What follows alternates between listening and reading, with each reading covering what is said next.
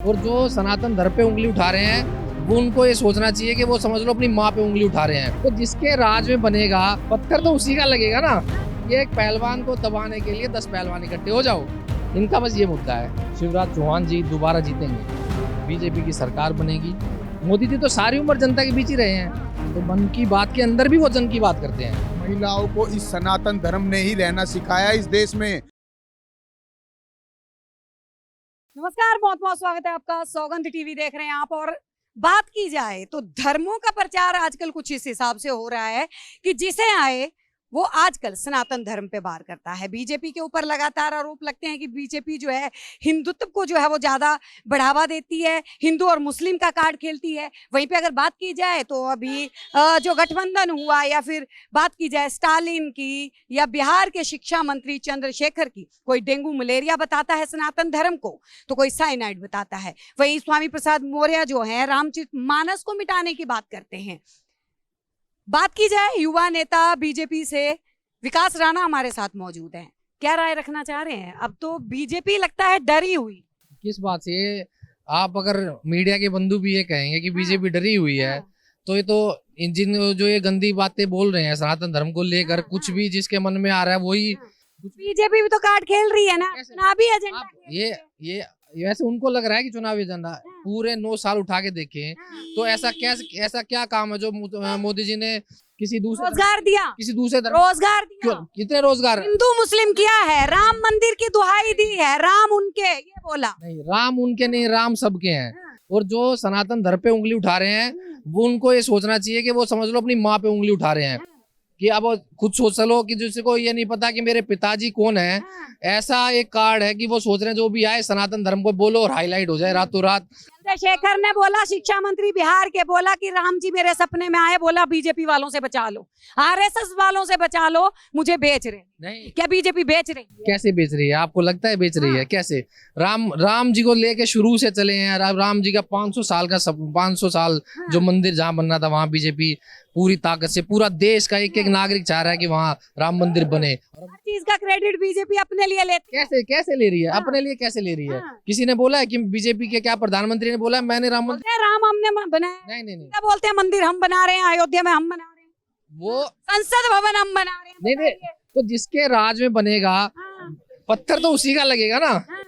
एक चीज शुरुआत जो करेगा उसी के जाके उसके। तभी तो विपक्ष सवाल उठाता है विकास राणा जी, तभी तो विपक्ष सवाल उठाता है कि रेलवे का मंत्री सिर्फ नाम का है, झंडी मोदी जी दिखा। नहीं, विपक्ष का तो काम है। अगर आप कोई अच्छा काम करते हैं, अपने घर में कोई हवन वगैरह करते हो, पंडित जी को बुलाते हो ना, किसी अपने जानकार रिश्तेदारों को। ये कह रहे मोदी पंडित जी, मोदी पंडित। नहीं, मैं एग्जाम्पल दे रहा हूँ आपको कि जैसे आप पंडित जी को बुलाते हो, अपने किसी रिश्तेदार को बुलाते हो घर में उद्घाटन कराने के लिए, वही एक सेम प्रक्रिया इस चीज की है। बताइए और बताइए। यही सेम देखिए, हाँ सेम प्रक्रिया है। देखिए सीधा एनडीए का गठबंधन हुआ, डर गए मोदी जी, इंडिया हटा दिया, भारत लगा दिया। नहीं, वो आपको लग रहा है इंडिया था। नहीं, हमें क्या लग रहा है? पूरी दुनिया को लग रहा है, विपक्ष गलत लग रहा है। अब जिस ये वो नारा है ना, जिस देश के भी वो गाना है जो भारत आगे चला पीछे सारा देश चला, वो मनोज कुमार का गाना, कुमार जी का। हाँ, मनोज कुमार जी का गाना। कहते हैं कि बीजेपी जो है फिल्मी बातें करती है। नहीं, फिल्मी कैसे हो गई? वो तो एक एग्जाम्पल के तौर पे दे रहे हैं। एग्जाम्पल 24 में पलड़ा भारी है, मान लीजिए। नहीं। हाँ, भारी है, बीजेपी का ही पलड़ा भारी है। नहीं, विपक्ष का। बीजेपी तो कहीं दिख नहीं। बीजेपी का तभी तो महिला आरक्षण का कार्ड खेल दिया मोदी। तो आप उसको पढ़ो ना। महिला आरक्षण जो होगा आएगा 24 से पहले आएगा, चुनाव से आएगा। कैसे आएगा? न्यूज़पेपर के अंदर बिल्कुल खुला हुआ है। वो जब परिसीमन होगा, पूरी जनगणना होगी, उसके बाद आएगा। महिलाएं नाराज थी, इसीलिए मोदी जी ने ये कहा। आपको तो इसका मतलब महिला, आप कह रहे हो कि महिलाएं उनके काम से नाराज हैं? नहीं है। मणिपुर की महिलाएं नाराज हैं। मणिपुर की 3 तलाक का जो इतना बड़ा 3 तलाक का रोना रो रहे। नहीं, तो ये उज्ज्वला योजना हुई, घर घर पेंशन जो दी जा रही है, वो कैसे दी जा रही है? महिलाओं के लिए तो है। घोटाले भी तो हो रहे हैं। तो आयुष्मान घोटाला आप केजरीवाल बताइए, आयुष्मान घोटाला है कि नहीं है? कैमरे पे बिल्कुल नहीं है आयुष्मान घोटाला नहीं है। बताइए। देखिए, इन्हें कहते हैं अंधभक्त। देखिए, ये अंधभक्त बने हैं। नहीं, अंधभक्त कैसे? कोई आप चूहा घोटाला कर दिए मोदी जी। कैसी? कोई घोटाला नहीं है। कोई चूहा घोटाला कर दिए। 168 चूहे पकड़े हैं भाई साहब। 69 लाख रुपए में 168 ये तो पकड़े कि नहीं? ये अब कितने भी आप ये भी कह देंगे बिल्ली भी पकड़ के लाए उन चूहों को पकड़ उनको पकड़ने खर्चा नहीं किया। हाँ, नहीं किया।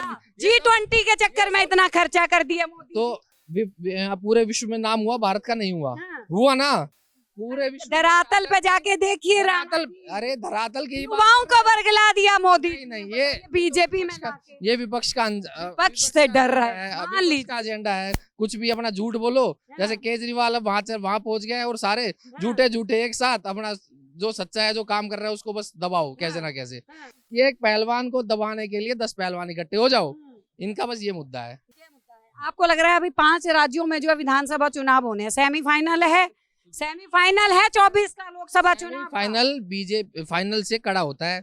और आप देखना बीजेपी कैसे मध्य प्रदेश में आएगी, पक्का आएगी। देखिए गारंटी दे रहे हैं यहाँ पे मध्य प्रदेश में भी कमलनाथ दिख रहे हैं। नहीं जनता कह रही है। कोई कमलनाथ बाबा बागेश्वर ने आशीर्वाद कोई दे दिया। अरे ये तो आप बाबा बागेश्वर का तो धाम खुला है, जो जाएगा उस आशीर्वाद लेके आएगा। लेकिन विजयश्री का आशीर्वाद जैसे शिवराज सिंह को जैसे दुर्योधन का नहीं मिला था ना अपनी माँ से भी, वैसे ही नहीं मिला है इनको भी। पक्ष कह रहा है कि कितना मर्जी सारथी बन ले मनोज तिवारी जी, लेकिन आएंगे तो कमलनाथ। नहीं जीतेंगे, बीजेपी जीतेगी। शिवराज चौहान जी दोबारा जीतेंगे, बीजेपी की सरकार बनेगी। राजस्थान में भी बनेगी, छत्तीसगढ़ में भी बनेगी, मध्य प्रदेश में भी बनेगी। जहाँ भी चुनाव होंगे वहाँ बीजेपी। आपके जैसे, आपसे थोड़े से बड़े हैं लेकिन आपके जैसे ही एक युवाओं में गिने जाते हैं राहुल गांधी जी। अगर उनकी बात की जाए, राहुल गांधी से तो मोदी कहीं ना कहीं डरे हैं। किस बात से डरे? अरे कल कूलियों के बीच में बैठे हुए थे, कूली बने हुए थे, तो अच्छी बात है ना, उनको भी तो। राहुल गांधी ने हिला दिया है मोदी। इतने दिन ऊपर रहे हैं, इतने दिन ऊपर रहे हैं, थोड़ा नीचे जाके जनता की सेवा। मोदी जी गए हैं जनता के बीच। मोदी जी तो सारी उम्र जनता के बीच ही रहे हैं। कहाँ गए हैं बताइए? पहलवानों को लताड़ा गया, महिला पहलवानों को जंतर मंतर पे, तब मोदी जी गायब रहे।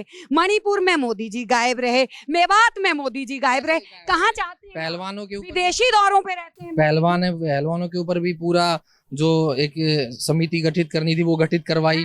उनके बारे में जो चीजें थी, उनकी जो आपस में मतभेद चल रहा था उसको दूर करवाना, उनके खिलाफ केस का वो करवाना, सारी चीजें करवाई है। एक बार भी तो नहीं बोले। विपक्ष का ये भी सवाल है कि मोदी जी एक बार भी कभी मीडिया से आके या जनता से आके रूबरू हुए? मन की बात करते हैं, जन की बात नहीं। तो मन की बात के अंदर भी वो जन की बात करते हैं। कहाँ करते हैं? आपने कभी सुनी नहीं? इसका मतलब अभी 24 तारीख को है, आप आइए, दोनों बैठ के सुनेंगे। अपने पूरी टीम को लेके आइए। 24 तारीख को सुनना, मन की बात के अंदर ही वो जन की बात करते हैं। क्या बात है? हाँ। किसी की भी सुन लीजिए आप। अब जब आप फिर मैं आपसे ही माइक पे बुलवाऊंगा कि हाँ वो जन की बात करते हैं मन की बात के अंदर। क्या बात है? तो इधर हम इन पंकज जी को बोलेंगे, जरा इधर आइए तो आपसे पूछ लेते हैं, क्या कहेंगे? चंद्रशेखर शिक्षा मंत्री सही बोल रहे हैं? अरे राम जी सपने में चंद्रशेखर यादव क्या सही बोल रहा नहीं बोल रहा वो सारी दुनिया जानती है। कृष्ण जी ने जो महाभारत रची थी वो इन्हीं अधर्मियों के लिए रची थी, और आज फिर महाभारत होने का समय है। महाभारत कौन करेगा? बीजेपी तो कौन करेगा? इस देश का जो जनता है वो करेगी महाभारत, और ऐसे लोगों का विनाश करेगी। चुनाव आने दो 2024 का, बिहार और यूपी अपने आप बताएगा इस देश को कि किस राह पर चलना है। जरूरी नहीं है मोदी जी ने जो कह दिया है, इस देश की जनता जो कहती है मोदी जी वो काम करके दिखाते हैं।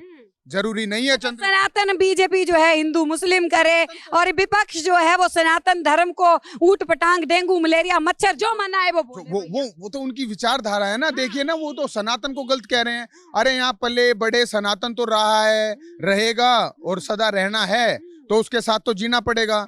बोलने दो, ये सब खत्म हो जाएंगी। और ये कहते हैं कि शूद्रों को और महिलाओं का अपमान है सनातन धर्म। बता, हमें तो पता नहीं लगता नहीं कैसे है। महिलाओं को इस सनातन धर्म ने ही रहना सिखाया इस देश में। इस धर्म में महिलाओं को इतनी मान सम्मान और इज्जत जो मिलती है सनातन धर्म से मिलती है। आप मुझे बताओ ना किस धर्म में मिलती है? सनातन धर्म ही है जो महिलाओं को पूरा उनका आदर मान सम्मान इस दुनिया को, इस पुरुषों को, इन देश के लोगों को दिखाता है कि सनातन धर्म में महिलाएं कितनी सुरक्षित है।